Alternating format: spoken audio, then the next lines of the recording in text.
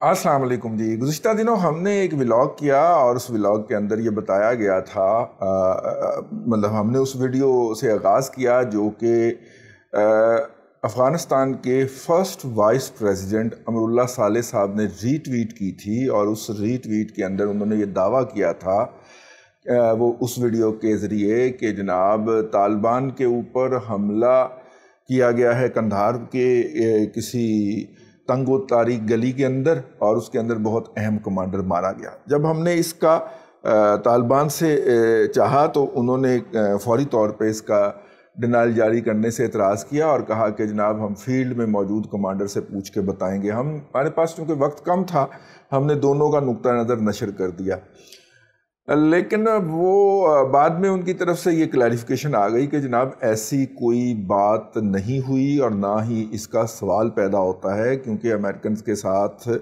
हमारे जो अंडरस्टैंडिंग है विड्रॉल के हवाले से वो बड़ी ठीक जा रही है, नंबर एक। और वो अभी तक हमारे साथ नेगोशिएशन में इन्वॉल्व हैं, इसलिए वो नहीं चाहेंगे कि मुज़ाकरात का वो अमल जो है वो डिस्टर्ब हो, तो इसलिए ऐसा नहीं हुआ। ये एक पुरानी वीडियो है जिसको उन्होंने शर्तिया नए प्रिंटों के साथ जारी किया है, और इससे साबित करना ये मकसूद था कि हम फील्ड के अंदर मौजूद हैं। अभी हम उसको देख ही रहे थे कि जनाब ये जो उनका क्लेम है एक साइड के ऊपर, और ये इतना बड़ा क्लेम, और अमेरिका और अफ़गानिस्तान के फर्स्ट वाइस प्रेसिडेंट की तरफ से इसका दावा आना, इसमें किस हद तक हकीकत है कि वो सबसे पहले अयाज गुल साहब हैं पाकिस्तान के अंदर। मैंने जैसे कि आपको अर्ज़ किया है, वॉइस ऑफ अमेरिका को भी और वाशिंगटन पोस्ट वगैरह को भी के अंदर भी वो कंट्रीब्यूट करते रहते हैं, बड़े सीनियर जर्नलिस्ट हैं, और उन्होंने अपना फोकस अफ़गानिस्तान और अफ़गानिस्तान के अंदर सूरत हाल पे रखा हुआ है। अपना इस्लामाबाद में वो होते हैं, गरचे अक्सर ट्रैवल करते रहते हैं। तो उनकी एक ट्वीट जो थी वो हमारे जो कहिए कि मत्थे लगी, और उसमें लिखा हुआ था कि पाकिस्तान की फ़ौज और पाकिस्तान की एयर फोर्स ने इसको डिनाई किया है। अब ज़ाहिर है कि अयाज गुल जैसा बंदा जब ये कहता है कि डिनाई किया है, तो इसके पीछे ये बात पूरी तरह कार फरमा होती है कि उन्होंने मुतलका अदारों के या तर्जुमान से या नुमाइंदे से बात की होगी, और बहुत ही ज़िम्मेदार लेवल के ऊपर बात की होगी। हम उनकी ट्वीट के ज़रिए कि ये किसको डिनाई कर रहे हैं उस ट्वीट में घुसे, तो वो अमरुल्लाह सालेह साहब की ट्वीट थी। तो अमरुल्लाह सालेह साहब ने उसके अंदर दावा किया हुआ था कि पाकिस्तान दो दावे किए हुए थे। अच्छा, फिर जब हमने पूरा थ्रेड पढ़ा तो उनके चमुना जात भी उनके साथ थे, तो वो मैं उसकी तरफ आता हूँ, पांचवीं पुश्त की। हाँ, तो उनके चमुना जात भी उनके साथ थे, और वो वहाँ पे ये साबित कर चुके हुए थे कि चमन बॉर्डर के ऊपर, हमारी तरफ चमन होता है, परली तरफ वैश होता है, चमन बॉर्डर के ऊपर और स्पिन बॉल्दक जो कि ज़िला था जिसके ऊपर तालिबान जो है वो कब्ज़े के दावेदार हैं, उसके ऊपर हमने अपना कब्ज़ा बहाल कर लिया। हमारे बहादुर कमांडोज़ ने वहाँ पे पहुँच के चार्ज टेक ओवर कर लिया। वो हमें तो पढ़तू पड़ गए कि यार ये क्या हुआ है। हमने तमाम इंटरनेशनल मीडिया चेक करना शुरू किया, कहीं पे वो ख़बर नहीं थी। कुछ वेबसाइट्स जाके झांकी कि ये क्या हो रहा है, वहाँ पे कहीं पे कोई ख़बर नहीं थी, बल्कि उल्टा जो था वो कुछ मिनट पहले उसने खबर दी, पोस्ट की हुई थी, अपलोड की थी, चढ़ाई थी जिसे कहने चाहिए सोशल मीडिया के ऊपर, अल जज़ीरा ने, जिसके अंदर उन्होंने बताया था कि आज तीसरे दिन पैदल आने जाने वालों के लिए रास्ता खुल गया है। पाकिस्तान के सरहदी अमूर को देखने वाले जो मकामी हुक्काम हैं उनके साथ तालिबान की पहली मीटिंग हुई है, तो उन्होंने कहा कि सामान को तो अभी फ़िलहाल छोड़ें, लेकिन राब्ता जो है वो करना शुरू कर दें। फिर एक और भी हमारी नज़र से, और ये आपको पता है पांचवीं पुश्त का हमला जो है वो कई तरफ से होता है, तो हमें एक अस्करी ग्रुप से एक रेफ़र किया गया जिसके अंदर जो है मुख्तलिफ पेट्रोल जो हैं, मुख्तलिफ टैंकर्स जो हैं पेट्रोल वाले, उनका पेट्रोल बहाया जा रहा है,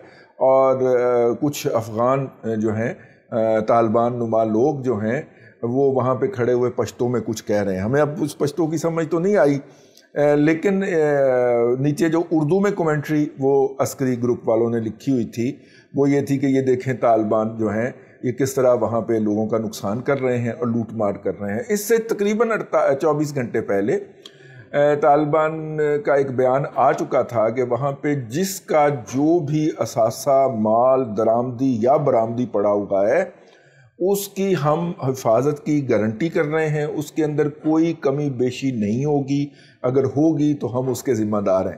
اس بیان کے بعد یہ جو پٹرول بہاتے ہوئے دکھایا گیا ہم نے وہ وہی طور پہ ویڈیو جو تھی پھر متعلقہ حکام کو جو تھی وہ ریفر کی، انہوں نے کہا یہ تو 4 سال پرانی ویڈیو ہے یار، کو خدا کا خوف کرے۔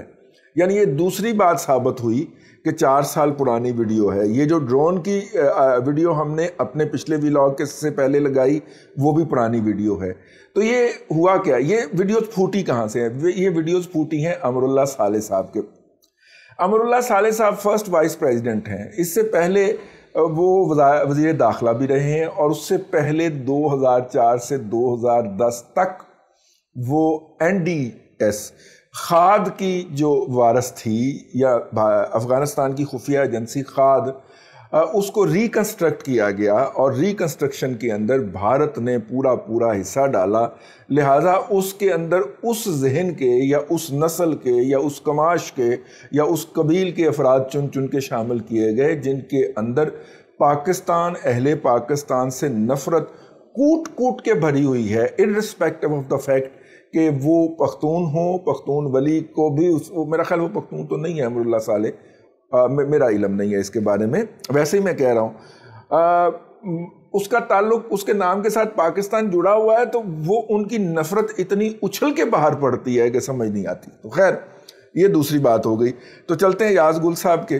ایاز گل صاحب جو تھے وہ انہوں نے جب یہ ڈینائل جاری کیا تو پورے کے پورے جو تھے وہ حملہ آور ہوئے۔ یہ اس نسل سے تعلق رکھتے ہیں جنہوں نے 2004 میں امریکیوں کی گود میں آنکھ کھولی اور جن کا خیال تھا کہ ہم جو کچھ فرمائیں گے وہ اتھینٹک ہوگا، کیونکہ اس وقت تو وہ ڈارلنگ تھے نا، وہ ڈارلنگ تھے ویسٹرن میڈیا کی، پاکستان کے بہت سارے ان اداروں کی جو اس وقت امریکہ کی کاسا لیسی میں الٹا منہ کر کے زمین پہ لیٹے ہوئے تھے، ٹھیک ہے، یہ ان کی ڈارلنگ تھے، بلکہ ان کے باس تھے۔ یہ جو کچھ کہتے تھے اس بکواس کی آگے ڈینائل جو تھی وہ کسی کی مجال تک نہیں تھی، ٹھیک ہے، ورنہ پیزا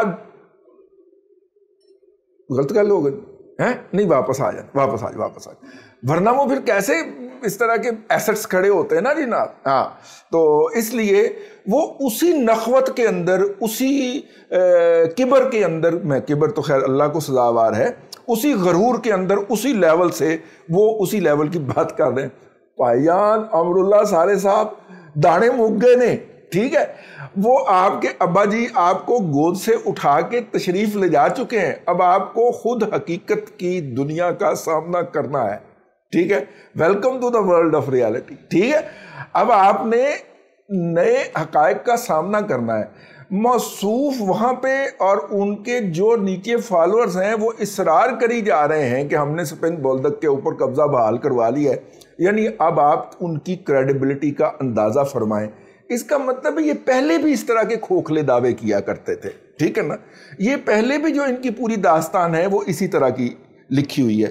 ان کو بڑا ایمرجنسی میں جناب حضرت یہ جو ہیں یار وہ اشرف غنی نے پچھلے دنوں فرسٹ وائس پریزیڈنٹ بنایا ہے، ان کے اوپر یہ بھی الزام لگا ہے کہ جو ہزارہ کی بچیوں کے سکول کے اوپر کابل میں حملہ ہوا تھا اور جس کی ذمہ داری داعش کے اوپر ڈالی گئی، یہ اس کے ماسٹر پلانر تھے، یہ اتنی قتل و غارت گری چاہتے تھے کہ ایٹ اینی کاسٹ افغانستان کے طالبان اور دوحہ کے اندر اس وقت امریکنز کے ساتھ مذاکرات میں مصروف تھے، ان کے ساتھ مذاکرات ناکام ہو جائیں۔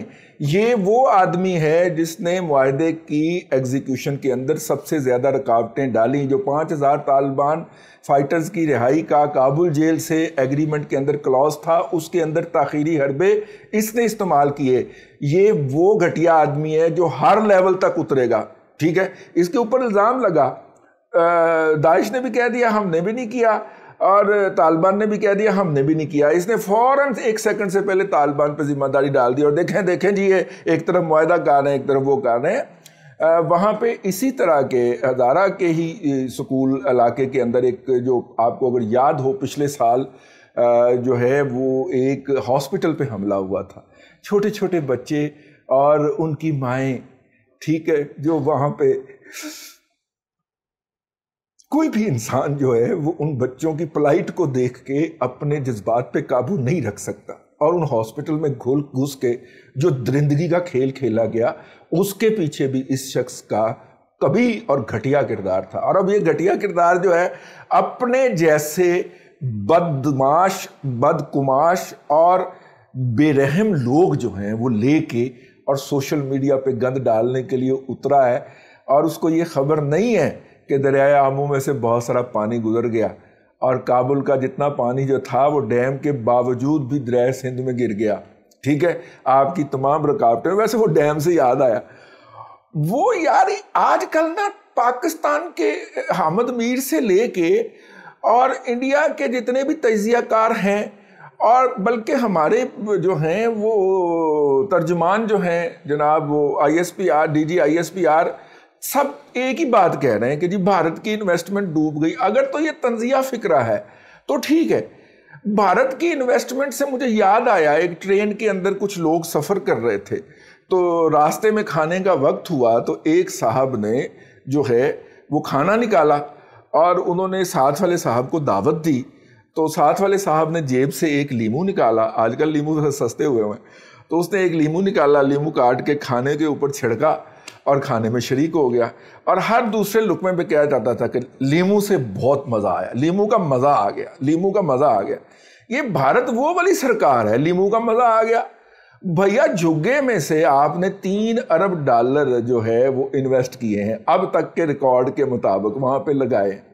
ٹھیک ہے, آپ کا 600 ارب روپے کا ٹوٹل ریزرو ہو گیا, اس زر مبادلہ کے ذخائر جو ہو گئے اس میں سے $3 ارب کی اوقات کیا ہوتی ہے. مطلب دوسری بات یہ ہے کہ وہ $3 ارب ہوگا بھی نہیں کیونکہ اس کے لیے جو اکوپمنٹ سپلائی ہوں گے وہ میڈ ان انڈیا ہوں گے اور ظاہر ہے اس کی ایگزیجریٹڈ پرائس اور وہ کمیشن اور سارا کچھ وہ. ٹھیک ہے, امپیکٹ اس کا مشکل سے $1.25 ارب ہی آیا ہوگا وہاں پہ. لیکن ہم مان لیتے ہیں $3 ارب, 22 خرب 60 ارب جو ہیں وہ امریکہ کے لگ چکے ہیں. 22 خرب 60 ارب جو ہیں وہ 20 سال میں امریکہ کے لگے ہیں. لیکن یہ لیمو نے چھوڑ کے $3 ارب کا, لیمو کا بڑا مزہ آ گیا, لیمو کا بڑا مزہ آ گیا.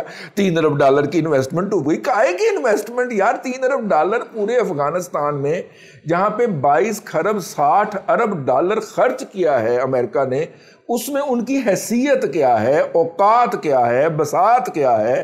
لیکن وہ بھی کہی جا رہا ہے اور ہمارے لوگ بھی یہی کہے جا رہے ہیں کہ جی انڈیا کی انویسٹمنٹ. کائے کی انویسٹمنٹ؟ کون سی انویسٹمنٹ؟ اس کی تصویراتی انویسٹمنٹ ہے کہ جو اس نے امراللہ صالح جہل سے ہونک جاہل اور بیوقوف لوگوں کو وہاں پہ مسلط کر لیا ہے اور کچھ کیے بغیر وہ اس کے مفادات کا تحفظ کر رہے ہیں. تو وہ تو آپ اس کی تصویراتی انویسٹمنٹ کہہ سکتے ہیں لیکن یہ نہیں کہہ سکتے. خیر بہرحال جی, اس دوران مائیکل کگلمین جو ہیں, پتہ نہیں یہی ان کا سپیلنگ ہے, یہ ڈپٹی ڈائریکٹر ہیں ولسن سینٹر کے. دی ولسن سینٹر بڑا معروف قسم کا یہ تھنک ٹینک ہے. تو انہوں نے کہا کہ امراللہ صالح صاحب, میں بغیر تحقیق کیے کہہ سکتا ہوں کہ آپ کی بات درست نہیں ہے. اب وہ گورا ہے, نہ وہ طالبان کا حامی رہا ہے, نہ وہ ساڈا تو بالکل بھی نہیں رہے گا. اس کو انڈین اور افغان رل کے دونوں پڑ گئے. ٹھیک ہے, اس نے بھی آگے سے مطلب کہ 2-3 بدنما لوگوں کے یا گالیوں کے, بدنما لوگ ہی گالیاں بکتے ہیں نا, اس کے کوئی جواب شواب دیے. لیکن جب اس نے دیکھا کہ میرے پہ حملہ ہو گیا, وہ اس نے اس کے بعد کوئی رسپانس نہیں کیا. تو ان کو کسی نے سمجھا دیا ہے کہ جس طرح آپ کے مشرقی ہمسائے میں ہر بات سوشل میڈیا کے ذریعے ہو جاتی ہے اور سوشل میڈیا کے ذریعے ہی ڈیولپمنٹ ہو رہی ہے, سوشل میڈیا کے ذریعے ہی سی پیک بحال ہو رہا ہے اور بحال ہو چکا ہے. ٹھیک ہے, اور جب وہ بس پہ حملہ ہوتا ہے تو موت پڑ جاتی ہے پاکستان میں سی پیک کے نام کے اوپر کھانے والوں کو. تو سوشل میڈیا کے اوپر ہی سب کچھ ہو رہا ہے، تو بھی سوشل میڈیا کو استعمال کر اور دبا دب جھوٹ بول۔ میرا خیال ہے کہ جس طرح پاکستان اور انڈیا کے اندر بھی پھر تو وہاں پہ تو میرا خیال یہ ہے کہ امراللہ صالح کو کسی نے یہ پلٹی پڑھائی ہے۔ وہ بھائی جان ابھی آپ کی جو ہے وہ ریجمنٹ جو ہے وہ ادھوری ہے، اس میں یوٹیوبروں کی بھرتی کرو، کچھ میرا مطلب ہے صدیق جان لے کے آؤ، کچھ مخدوم شہاب لے کے آؤ، تو ایک وہ آرمی جب کھڑی ہوگی نا تو پھر آپ کے بیانیے کو بڑھاوت ملے گی۔ لیکن مائیکل صاحب نے، جن کو میخائل بھی کہا جا سکتا ہے، کیتی ستھری ہے ویسے تیرے نال امراللہ صالح، ٹھیک ہے نا۔ اب تک کے لیے اتنا ہی، لمبا ہو گیا ذرا۔ اللہ آپ کو ثانیہ عطا کرے اور ثانیہ خلق خدا میں تقسیم کرنے کی توفیق عطا کرے۔